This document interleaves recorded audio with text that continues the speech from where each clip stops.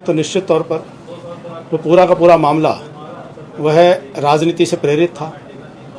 तो पूरा का पूरा जो प्रकरण था कि जिनकी सरकार गई थी 2014 में, वो उस सरकार जाने की पीड़ा को सहन नहीं कर पा रहे थे और किसी भी तरह से हरियाणा को वह डिस्टर्ब करना चाह रहे थे। और उन्होंने अच्छी तरह से सबूत सब सामने आए कि किस प्रकार से उन्होंने उसको बढ़ावा देने की कोशिश की, भड़काने की कोशिश की, चुनौतियां दे दे करके। हरियाणा के प्रत्येक व्यक्ति के कान में हर रोज़ ये गूंजता है कि जब वो ये कहते हैं कि भी रोहतक के अंदर तो चारों तरफ वो बोल रहे थे कि उन्होंने उसका धरना कर दिया है, प्रदर्शन कर दिए हैं, रोक लगा दिए हैं, रास्ते रोक दिए हैं और दूसरी पार्टियों को वो प्रोत्साहन कर रहे थे, चुनौती दे रहे थे कि भाई हिसार, सिरसा, फतेहाबाद में कीड़ी भी नहीं मर रही, उस पार्टी वालों को वो कह रहे थे। तो ये उनका उद्देश्य था कि भारतीय जनता पार्टी की जो सरकार आई थी उस सरकार को सेटल नहीं होने दे रहा, उसको डिस्टर्ब करना है। उनकी पार्टी के जुड़े लोगों ने शहर के अंदर और शहरों के अंदर जिस प्रकार से आगजनी की, लूटपाट की, आमजन को जिस प्रकार से उन्होंने प्रताड़ित करने का काम किया, विषय केवल एक व्यक्ति का नहीं था, विषय केवल एक परिवार का नहीं था, विषय था हजारों वहाँ पर आगजनी के शिकार लोग हुए, हजारों गाड़ियाँ चली, दुकानें जली, कितने ही प्रतिष्ठान जले। वह सारा का सारा केवल राजनीतिक प्रतिशोध और राजनीतिक स्वार्थ के कारण से वो चल रहा था। ये तो जग जाहिर है, इसको कौन नहीं जानता है। उन्होंने कहा कि ये एक राजनीतिक षड्यंत्र था, कहीं ना कहीं राजनीतिक नुकसान आपको नहीं हुआ, उसके बाद लगातार से हो रहा है। देखो, वो राजनीतिक नुकसान के अलग अलग मायने हैं। मैंने जब जब चुनाव लड़ा, मुझे हर पिछले चुनाव से 20-30% ज़्यादा वोट मिले।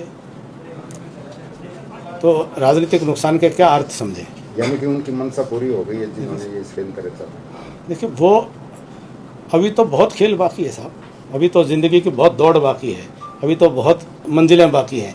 कोई यूँ समझ करके बैठ गया हो कि भाई कर लिया काम, तो अभी तो उनके और हमारे बहुत इम्तिहान बाकी है। विपक्ष वो कहता है कि जो सीएम है वो डमी है और उनका रिमोट कंट्रोल जो है दिल्ली में, जब तक दिल्ली से सरकार चलेगी तब तक हरियाणा के हितों का कुठाराघात होता रहेगा। विपक्ष को जब करंट लग जाए, जब नायब सिंह जी से डर जाते हैं। देखिए, जब दिल्ली से सरकार कौन सी चलती थी? दिल्ली से सरकार चलती थी जब सरकार के दामाद को ज़मीन अलॉट कर दी जाती थी।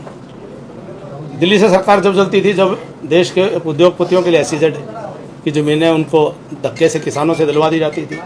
दिल्ली से सरकार जब चलती थी जब ज़बरदस्ती अधिग्रहण के प्रस्ताव आते थे और फिर दिल्ली के लोगों के पूंजीपतियों को जब वो ज़मीनें ज़बरदस्ती किसानों से अधिग्रहण के दबाव में उनकी जेबों में वो ज़मीनें चली जाती थी, तब वो अधिग्रहण वापस हो जाता था। दिल्ली से सरकार जब चलती थी जब उनको पंचकुला के अंदर नेशनल हेराल्ड के लिए वो प्लॉट जो है पुराना खारिज किया हुआ प्लॉट ज़बरदस्ती उनको अलॉट करवाना होता था।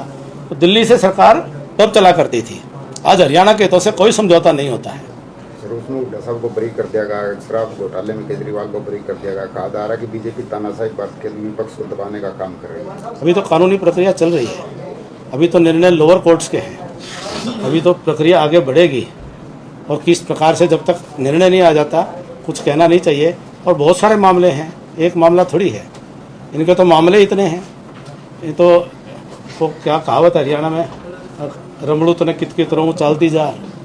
अभी तो बहुत मामले हैं। सर, इन्हीं का जिक्र आता है, वो कहते हैं कि बीजेपी कहीं ना कहीं इन केस के मामले में दबाकर जो है कांग्रेस की सरकार बनाई सरकार बीजेपी ने हटा ली। कौन, कहाँ पर बनी थी? हरियाणा में सर। वो किसने जो है वो सरकार का डर दिखा के। अच्छा, तो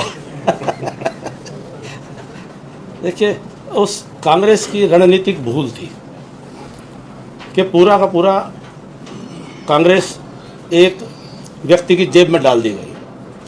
तो ये समाज कभी भी इसको स्वीकार नहीं करता है। समाज को जब तक सर्व समाज की भागीदारी नहीं दिखाई देगी तो लोकतंत्र में कोई अपेक्षा करे कि वो वोटों के ऊपर डाका डाल करके ले जाएंगे।